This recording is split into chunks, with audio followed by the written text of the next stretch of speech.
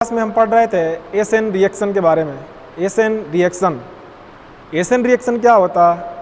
ऐसी रिएक्शन जिसमें nucleophile living group को रिप्लेस कर रहा था, ऐसी रिएक्शन को हम न्यूक्लियोफिलिक सब्स्टिट्यूशन रिएक्शन कहते हैं। तो इसमें कुछ मैंने बेसिक चीज़ें बताया था कि जैसे न्यूक्लियोफाइल क्या होता है। फर्स्ट क्लास में हमने कंपैरिजन ऑफ न्यूक्लियोफिलिसिटी बताया था। सेकंड लेक्चर में मैंने सॉल्वेंट और लिविंग ग्रुप के बारे में बताया था। आज हम बात करेंगे एस-एन रिएक्शन के बारे में। एस-एन रिएक्शन, अब एस-एन रिएक्शन के बारे में आज हम डिस्कस करेंगे। एस-एन रिएक्शन, आप देखो एस-एन रिएक्शन क्या होता, जैसे इसमें एक सबस्ट्रेट होगा जिससे एक लिविंग ग्रुप लगा होगा और इसकी हम न्यूक्लियोफाइल के साथ रिएक्शन कराएंगे, ठीक है। न्यूक्लियोफाइल के साथ रिएक्शन कराएंगे तो ये न्यूक्लियोफाइल इस लिविंग ग्रुप को सब्स्टिट्यूट करके लिविंग ग्रुप की खुद पोजीशन ले लेगा, है ना। This type of reaction is known as nucleophilic substitution reaction. This type of reaction is known as nucleophilic substitution reaction.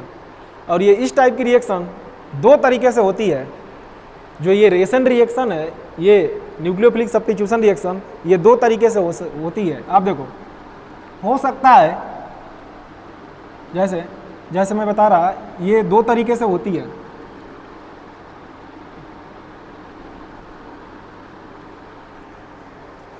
हो सकता है कि लिविंग ग्रुप के पहुंचने से पहले ही ये कार्बन लिविंग ग्रुप बॉन्ड क्या हो जाए, डिसोसिएट हो जाए।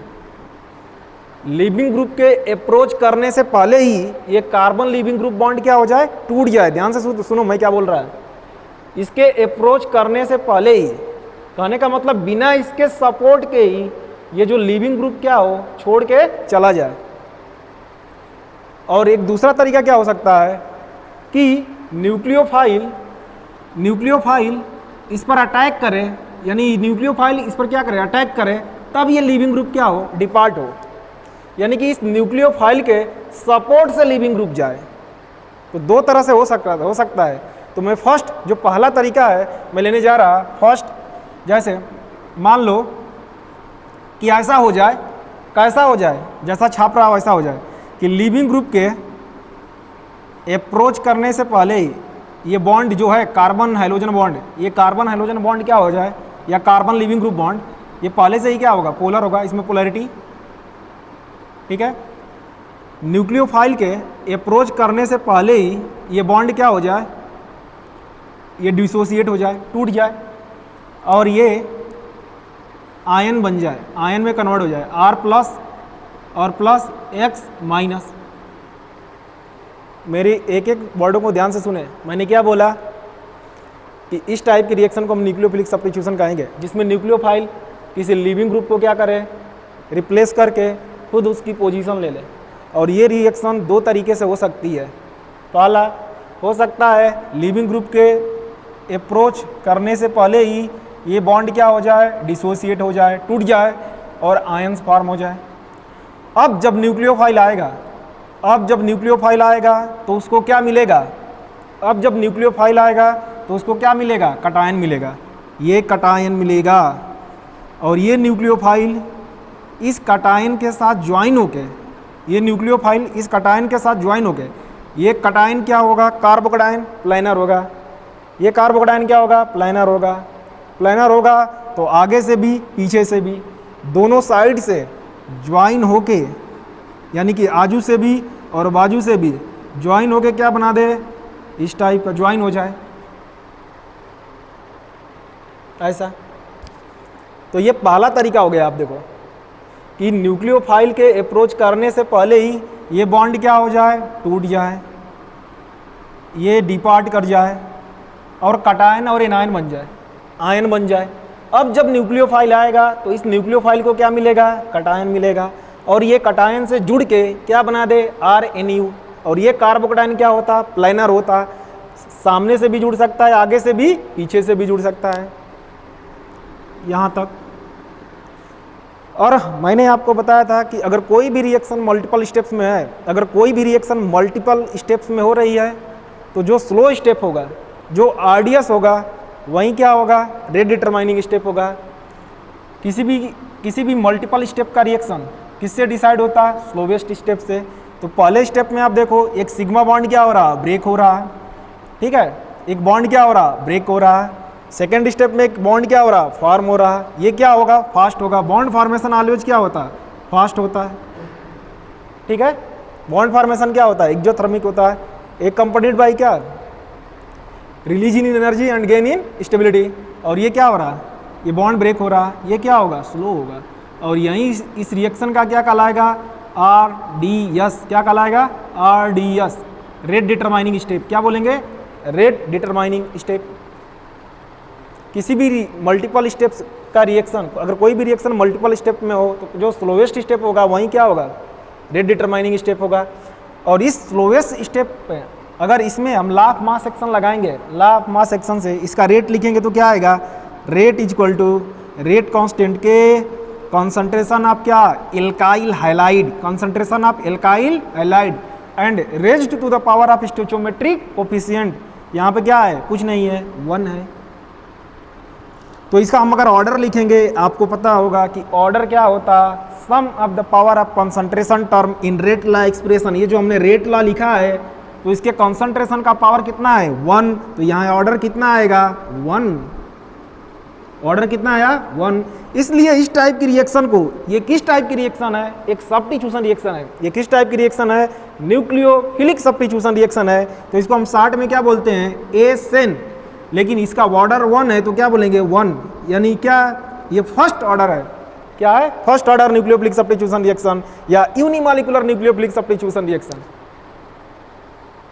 या ऐसे भी बोल सकते हैं, इसका जो स्लोवेस्ट स्टेप है, इसके स्लोवेस्ट स्टेप में कितने रिएक्टेंट मॉलिक्यूल है, इसके स्लोवेस्ट स्टेप में कितने रिएक्टेंट मॉलिक्यूल हैं, एक मॉलिक्यूल है, इसलिए हम इसको क्या बोलते हैं, SN1। हालांकि इसका कोई मतलब नहीं है, मैंने आपको ये बताया कि यहाँ 1 क्यों लिखते हैं। इस रिएक्शन का जो आरडीएस है, आप ध्यान से देखो, इस रिएक्शन का आरडीएस जो है 4, सिंस आरडीएस जो रेट डिटरमाइनिंग स्टेप है, RDS is generation of carbocation, generation of carbocation. इस रिएक्शन का जो आरडीएस है वो क्या है, जनरेशन ऑफ कार्बोकटायन। यानी जो स्लोवेस्ट स्टेप है उसका प्रोडक्ट क्या है, इंटरमीडिएट है। क्या है, इंटरमीडिएट कटायन है, carbocation. Since RDS is generation of carbocation, so rate क्या होगा, rate directly proportional to stability of carbocation, stability of carbocation, stability of carbocation.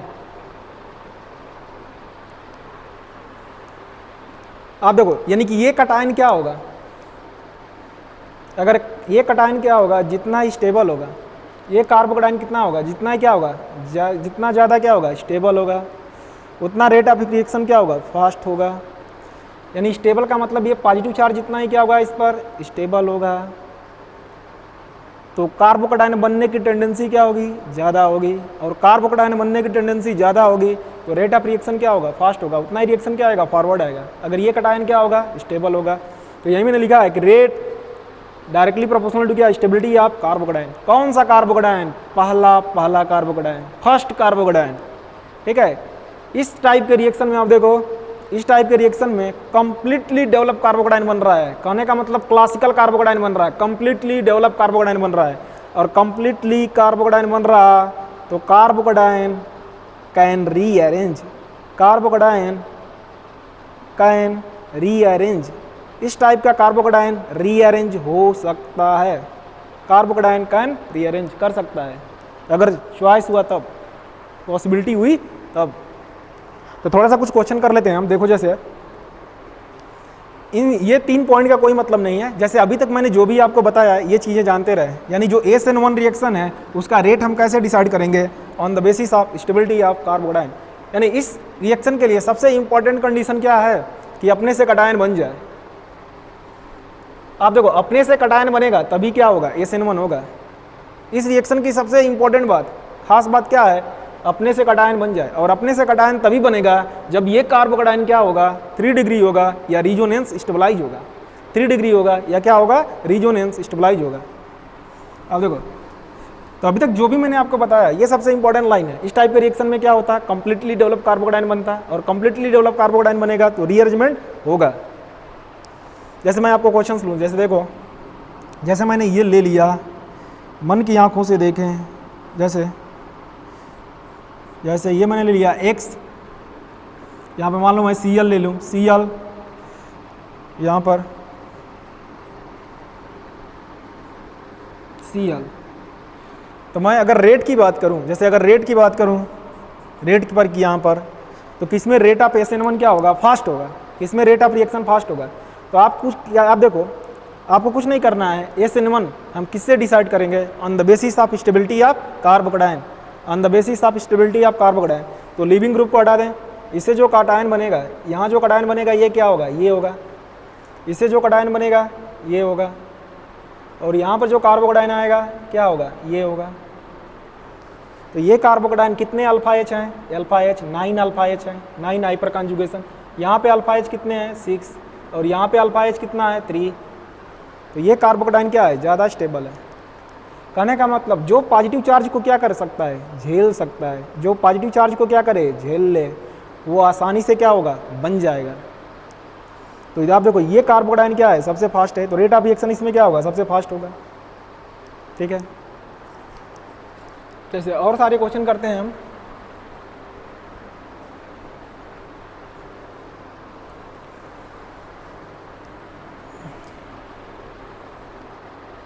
यहाँ देखो, नेक्स्ट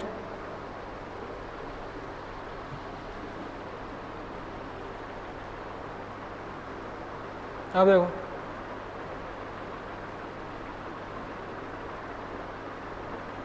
रेट ऑफ SN1 हमें कंपेयर करना है, रेट ऑफ SN1, इसमें rate of SN1 fast होगा। तो हम रेट ऑफ SN1 बताते हैं on the basis of stability of cation. आपको कुछ नहीं करना है, लिविंग ग्रुप को हटा देना है और कैटायन बना देना है, और देखना है कि कौन सा पॉजिटिव चार्ज सबसे सुंदर लग रहा है, कौन सा पॉजिटिव चार्ज सबसे अच्छा लग रहा है। आप देखो, यहाँ पे जो कैटायन है ये क्या है, ये पॉजिटिव चार्ज क्या है, पार्ट ऑफ क्या, एरोमेटिक, ये एरोमेटिक है, एरोमेटिक। और यहाँ पे जो पॉजिटिव चार्ज है ये पार्ट है किसका, एंटी एरोमेटिक का। ये क्या है, एंटी एरोमेटिक, और ये एंटी एरोमेटिक है, तो ये क्या है, सबसे लिस्ट स्टेबल है, और ये क्या है, सबसे मोर स्टेबल है, ये क्या है, मोस्ट स्टेबल, और ये तो हाईली अनस्टेबल होगा, एंटी एरोमेटिक। तो रेट ऑफ SN1 क्या होगा, इसमें फास्ट होगा। जैसे नेक्स्ट और मैं एक क्वेश्चन लूँ, क्वेश्चन नंबर 3, जैसे मान लो डायरेक्ट मैं लिख दे रहा, फिनाइल CH2 और Cl, ठीक है, फिनाइल CH, फिनाइल Cl।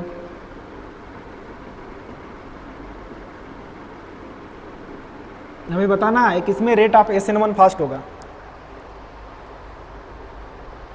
किसमें रेट ऑफ रिएक्शन फास्ट होगा। तो यहाँ पर क्या करो, आप लिविंग ग्रुप को हटा दो, लिविंग ग्रुप को हटा दो, पॉजिटिव चार्ज यहाँ आएगा, ठीक है, लिविंग ग्रुप को हटा दो, पॉजिटिव चार्ज यहाँ आएगा, लिविंग ग्रुप को हटा दो, पॉजिटिव चार्ज कहाँ आएगा, यहाँ आएगा। ये पॉजिटिव चार्ज 3 फेनाइल रिंग से क्या होगा, रिजोनेंस स्टेबलाइज होगा। ये पॉजिटिव चार्ज 3 फेनाइल रिंग से क्या होगा, रिजोनेंस स्टेबलाइज होगा। ये पॉजिटिव चार्ज 2 फेनाइल रिंग से रिजोनेंस स्टेबलाइज होगा, और ये पॉजिटिव चार्ज 1 फेनाइल रिंग से क्या होगा, रिजोनेंस स्टेबलाइज होगा। तो कौन सा कार्बोकैटायन ज़्यादा स्टेबल है, ये वाला। तो इसमें रेट ऑफ रिएक्शन क्या होगा, रेट ऑफ SN1 सबसे फास्ट, इसमें क्या होगा, स्लो होगा। तो इस तरह से हम रेट कंपेयर कर सकते हैं, इस तरह से हम क्या कर सकते हैं, रेट कंपेयर कर सकते हैं। जैसे एक बहुत ही इंपॉर्टेंट क्वेश्चन में ले रहा, जैसे क्वेश्चन नंबर 4 मान लो, जैसे बच्चा यहाँ पर क्या करता है, जैसे ऐसा सोच के गलत कर सकता है। जैसे मान लो ये Cl ले लिया मैंने, यहाँ पे मैं बोलता रेट ऑफ SN1 किस में फास्ट होगा, तो यहाँ पर देखो वो सोचेगा कि यहाँ पे कैटायन जाएगा तो ये 3 डिग्री कार्बोकैटायन बनेगा। ये जो कैटायन बनेगा इसकी डिग्री कितनी होगी, 3 डिग्री होगी। ये 3 डिग्री कैटायन है, हालांकि ये 3 डिग्री कैटायन है, लेकिन ये डज नॉट एग्जिस्ट, ये एग्जिस्ट नहीं करेगा, डज नॉट एग्जिस्ट। क्योंकि हमने पढ़ा है ब्रेड्स रूल से, ब्रेड्स रूल पूरी दुनिया जानती है, कौन सी रूल, ब्रेड्स रूल, ठीक है। ब्रेड्स रूल क्या है कि ब्रिज हेड पर sp2 एटम पॉसिबल नहीं है, at bridge head sp2 atom not possible, क्योंकि sp2 जैसे ब्रिज हेड, अगर ये ब्रिज हेड है तो sp2 एटम, ब्रिज हेड पर sp2 एटम पॉसिबल नहीं है, क्योंकि ये प्लानर नहीं हो पाएगा। प्लानर का मतलब क्या है, ऐसा स्ट्रक्चर नहीं हो पाएगा। जैसे ये प्लानर है, देखो आप 120 120 120, लेकिन यहाँ पर ये क्या है, देखो एंगुलर है, ये प्लानर नहीं है, तो इसमें क्या होगा, हाईली स्ट्रेन होगा। ब्रिज हेड पर sp2 एटम पॉसिबल नहीं है, इसलिए ये एग्जिस्ट नहीं करेगा, ये कटायन एग्जिस्ट नहीं करेगा, तो ये कार्बोकटायन नहीं बनेगा। और रेट ऑफ रिएक्शन इसमें क्या होगा, सबसे स्लो होगा, इसमें फास्ट होगा इसके कंपेयर में। तो इस तरह से हम कंपेयर कर सकते हैं।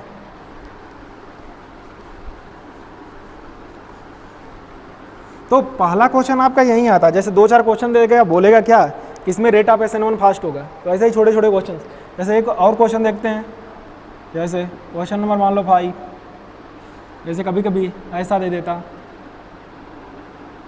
जैसे ClOCH3, ठीक है, यहाँ पर ClCH3 और यहाँ पे Cl और क्या NO2। अब हमें बताना है किसमें रेट ऑफ SN1 फास्ट होगा, तो हम रेट ऑफ SN1 डिसाइड करते हैं on the basis of stability of carbocation. तो यहीं बस देखना है कौन सा, किसमें कार्बोकटायन सबसे ज़्यादा स्टेबल है। तो यहाँ पे जो कार्बोकटायन बनेगा ये प्लस M लगा के स्टेबलाइज करेगा, यहाँ पे जो कार्बोकटायन बनेगा ये प्लस H से स्टेबलाइज करेगा, और यहाँ पे जो कटायन बनेगा ये डी स्टेबलाइज करेगा, किससे, -M से। तो ये -M ये डी स्टेबलाइज करेगा, ये दोनों क्या करेंगे, स्टेबलाइज। ये सबसे स्ट्रॉन्ग है ना, सबसे ज़्यादा स्टेबलाइज करेगा। तो रेट ऑफ SN1 सबसे इसमें फास्ट और इसमें सबसे स्लो। नेक्स्ट क्वेश्चन, जैसे यहाँ पर देखें, जैसे मैं ये ले लूँ एक क्वेश्चन, CH3O CH2 और क्या Cl, और एक ले लूँ मैं CH3 CH2 और क्या Cl। तो किस में रेट ऑफ SN1 फास्ट होगा, यहाँ से देखो Cl जाएगा, तो ये जो कार्बोकटायन बनेगा, ये जो कार्बोकटायन बनने वाला है, ये बैक बॉन्डिंग के थ्रू क्या होगा, रिजोनेंस स्टेबलाइज होगा। ये कार्बोकटायन बैक बॉन्डिंग के थ्रू क्या होगा, रिजोनेंस स्टेबलाइज होगा। CH3O plus double bond O CH2, और ये जो कार्बोकटायन है ये क्या होगा, लेस स्टेबल होगा। ये हाइपर कॉन्जुगेशन प्लस H के द्वारा क्या होगा, स्टेबलाइज होगा। जो बैक बॉन्डिंग के थ्रू कार्बोकटायन स्टेबल होता है, स्टेबलाइज होता है, ये ज़्यादा स्टेबल होगा। किसके कंपेयर में, इसके कंपेयर में। तो इस तरह से हम कंपेयर करते हैं, इस तरह से हम क्या करते हैं, रेट ऑफ SN1 कंपेयर करते हैं। ऐसे बहुत सारे, कभी भी आपके सामने क्वेश्चन आ जाए रेट ऑफ क्या SN1, तो हम किससे डिसाइड करेंगे, on the basis of stability of carbocation. कभी कभी क्या होता कि जो कार्बोकटायन बनता है, वो कार्बोकटायन बनता है वो सेम बनता है।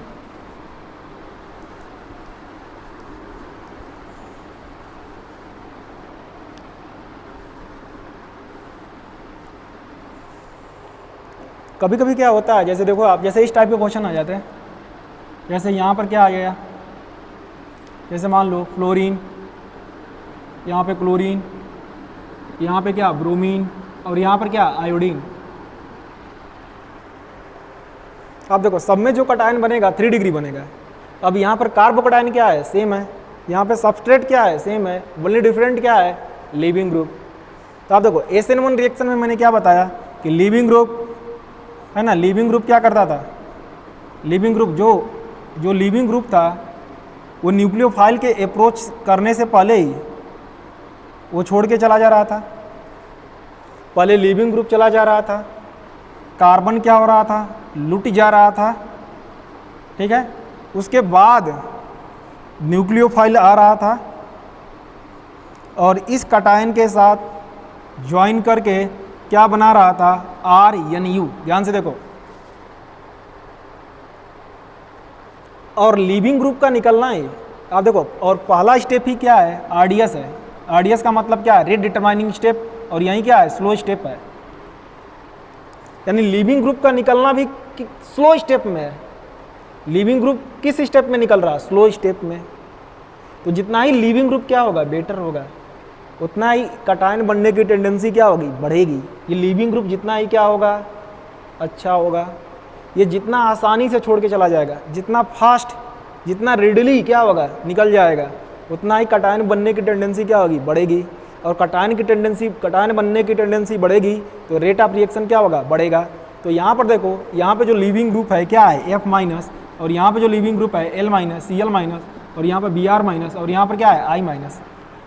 तो मैंने आपको पढ़ाया था क्या, आप देखो, यानी कि अगर कभी भी कटायन क्या हो, सेम बने, अगर कभी भी कटायन क्या बने, सेम, और लिविंग ग्रुप क्या हो, डिफरेंट हो, तब रेट कैसे कंपेयर करेंगे, रेट डायरेक्टली प्रोपोर्शनल टू क्या, leaving group ability, rate directly proportional to leaving group ability, leaving group ability.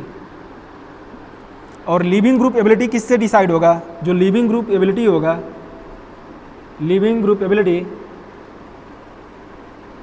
Leaving group ability कैसे डिसाइड करेंगे हम, इन्वर्सली प्रोपोर्शनल टू क्या, base strength, base strength, inversely proportional to base strength. जितना ही weak base होगा, जितना ही क्या होगा, वीक बेस होगा, उतना ही क्या होगा, बेटर लिविंग ग्रुप होगा।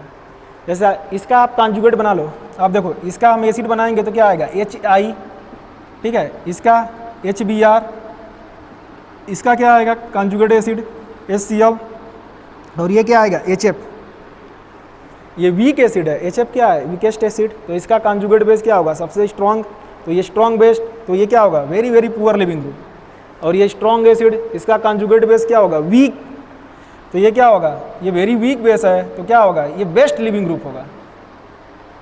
ठीक है, तो रेट ऑफ रिएक्शन आप देखो, जितना लिविंग ग्रुप क्या होगा, अच्छा होगा, जितना लिविंग ग्रुप क्या होगा, अच्छा होगा, जितना लिविंग ग्रुप क्या होगा, बेटर होगा, कटायन बनने की टेंडेंसी उतनी क्या होगी, ज़्यादा होगी, कटायन बनने की टेंडेंसी क्या होगी, बढ़ेगी, तो रेट ऑफ रिएक्शन क्या होगा, बढ़ेगा।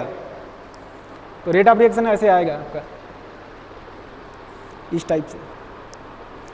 तो आप देखो हमने क्या देख लिया, रेट ऑफ रिएक्शन दो तरह से हम बढ़ा सकते हैं।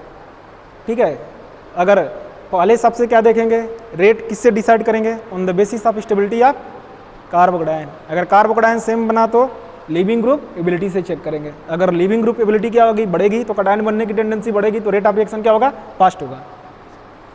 ठीक है, नेक्स्ट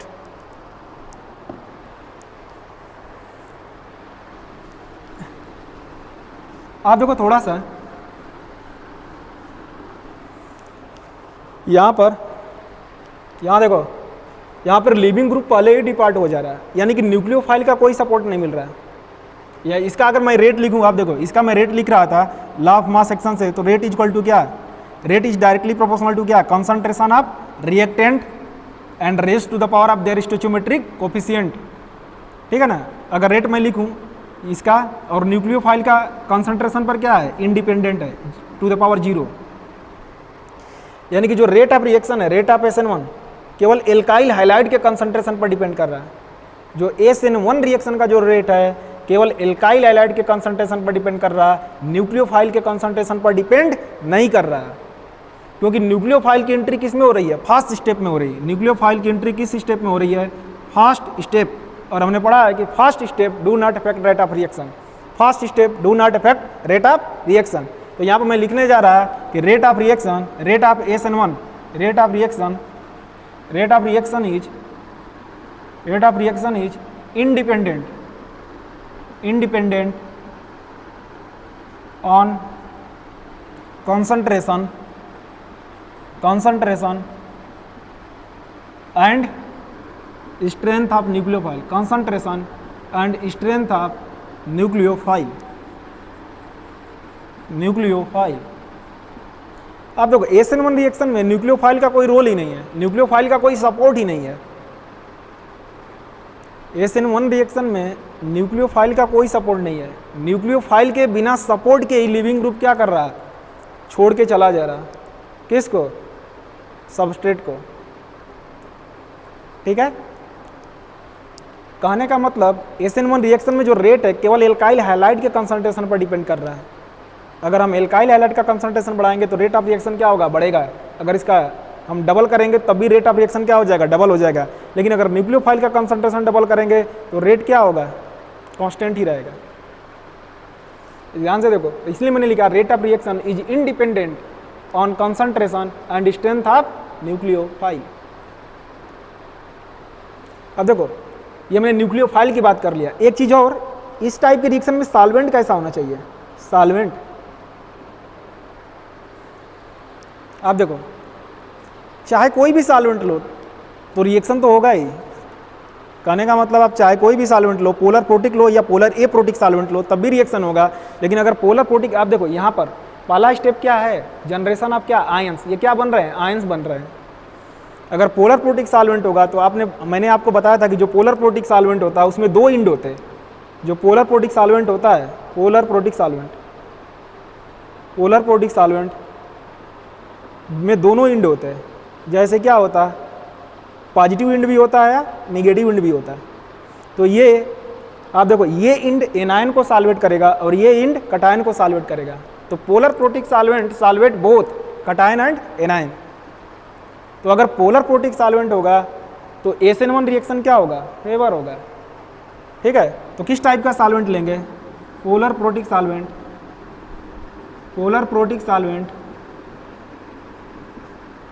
फेवर SN1 रिएक्शन। क्यों? क्योंकि फर्स्ट स्टेप के जो प्रोडक्ट है, फर्स्ट स्टेप का जो प्रोडक्ट है, ये जो आयन है ये क्या होंगे, पोलर प्रोटिक सॉल्वेंट में क्या होंगे, स्टेबलाइज होंगे। पोलर प्रोटिक सॉल्वेंट में क्या होंगे, स्टेबलाइज होंगे। तो मैंने क्या लिखा कि polar protic solvent favour SN1। ऐसा नहीं है कि पोलर एप्रोटिक लेंगे तो रिएक्शन नहीं होगा। पोलर एप्रोटिक लेंगे तब भी रिएक्शन होगा, लेकिन रेट ऑफ रिएक्शन क्या होगा, स्लो होगा। क्योंकि पोलर एप्रोटिक सॉल्वेंट केवल किसको सॉल्वेट करेगा, कटायन को। केवल किसको सॉल्वेट करेगा, कटायन को, इसको सॉल्वेट नहीं करेगा। लेकिन अगर पोलर प्रोटिक लेंगे तो दोनों को सॉल्वेट करेगा। तो पोलर प्रोटिक सॉल्वेंट फेवर क्या, SN1 रिएक्शन। बिकॉज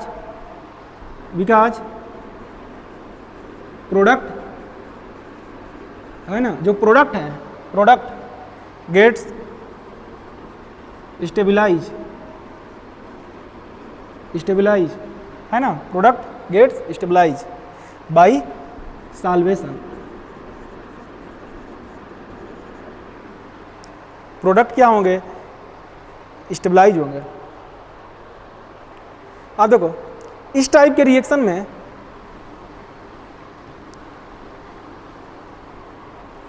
ठीक है, generally usually in SN1 reaction polar protic solvent, जो पोलर प्रोटिक सॉल्वेंट ही होते हैं, सॉल्वेंट एक्ट एज न्यूक्लियोफाइल।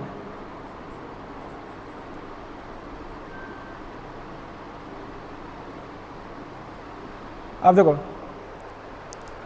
यहाँ पर जो SN1 रिएक्शन में जो पोलर प्रोटिक सॉल्वेंट होते हैं वही न्यूक्लियोफाइल की तरह एक्ट करते हैं।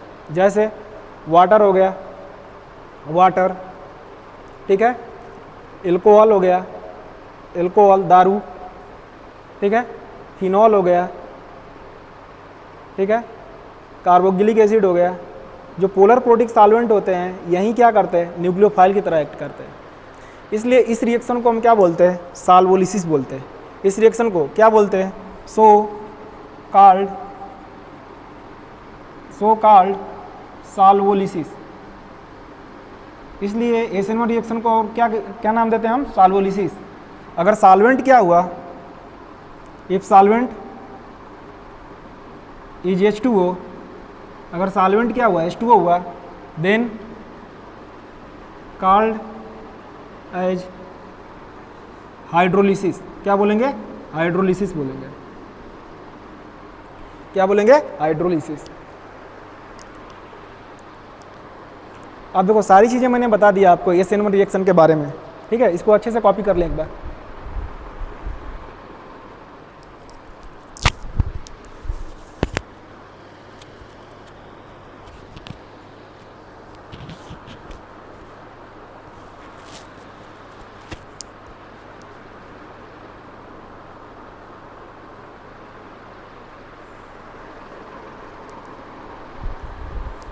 तो एक बार मैं शॉर्ट में बता दे रहा कि मैंने आपको क्या क्या बताया। आज के क्लास में हमने पढ़ा SN1 रिएक्शन, ठीक है।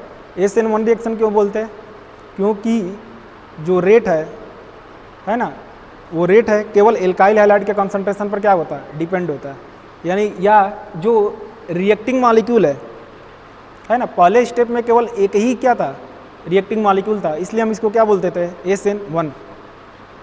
ठीक है, ये 2 स्टेप में हो रहा था। फर्स्ट स्टेप इज द क्या, जनरेशन ऑफ कार्बोकेटायन, और सेकेंड स्टेप में क्या था, अटैक ऑफ न्यूक्लियोफाइल। ठीक है, attack of nucleophile and formation of क्या, प्रोडक्ट, फॉर्मेशन ऑफ क्या, RNU। ठीक है, और पहला स्टेप ही क्या था इस रिएक्शन का, स्लो स्टेप था। फर्स्ट स्टेप ही क्या था, स्लो स्टेप था, किसका, कार्बोकेटायन का बनना।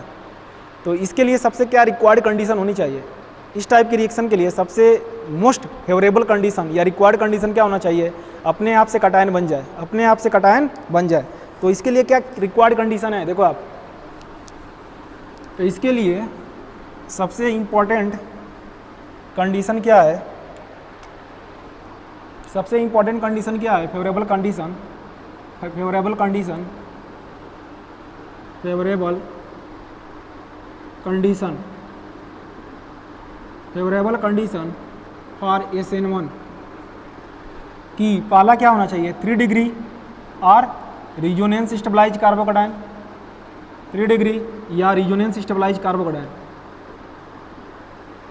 Resonance stabilise carbocation. ठीक है, दूसरा good leaving group, good leaving group, leaving group की आप देखो ये सारे फेवरेबल कंडीशन है, गुड लिविंग ग्रुप, 3 डिग्री या रिजोनेंस स्टेबलाइज कार्बोकेटायन। अगर 3 डिग्री होगा या रिजोनेंस स्टेबलाइज होगा तो अपने से कटायन बनने के चांसेस क्या होंगे, ज़्यादा होंगे। जितना ही लिविंग ग्रुप क्या होगा, बेटर होगा, है ना, तो कटायन बनने के चांसेस तब भी क्या होंगे, बेटर होंगे। तो रेट ऑफ रिएक्शन क्या होगा, फास्ट होगा। और third, polar protic solvent, solvent कैसा हो, पोलर प्रोटिक सॉल्वेंट हो, polar protic solvent, polar protic solvent, या इसी को हम बोल सकते हैं वीक न्यूक्लियोफाइल हो, वीक न्यूक्लियोफाइल, या क्या हो, न्यूट्रल न्यूक्लियोफाइल, न्यूट्रल न्यूक्लियोफाइल हो। जैसे क्या, वाटर, एल्कोहल, फिनॉल और कार्बोक्सिलिक एसिड, इस टाइप के क्या हो, सॉल्वेंट हो, polar protic solvent, weak nucleophile, neutral nucleophile. ये वेट करते रहे, कब तक, कटायन बनने का तक का, कटायन बनने तक का क्या करते रहे, इंतजार करते रहे, है ना, इंतजार करते रहे पूरा कि कार्बन क्या हो जाए, पूरा लुट जाए, पॉजिटिव चार्ज बन जाए, उसके बाद उसके वैकेंट ऑर्बिटल में इलेक्ट्रॉन पेयर डोनेट करके क्या बनाए, सिग्मा बॉन्ड बनाए। तो ये क्या हो गया, फेवरेबल कंडीशन फॉर SN1। अब देखो बच्चा क्या सोचेगा, थोड़ा सा यहाँ पे क्या गलती करेगा,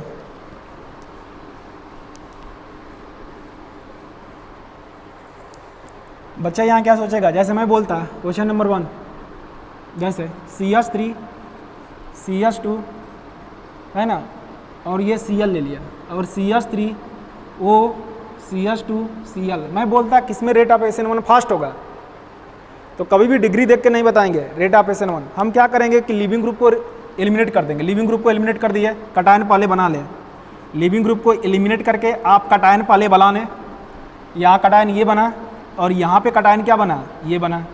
अब देखिए कौन सा कार्बोकेटायन ज़्यादा स्टेबल है, ये कार्बोकेटायन बैक बॉन्डिंग के थ्रू स्टेबलाइज है। आप देखो ये भी 1 डिग्री है, ये भी 1 डिग्री है,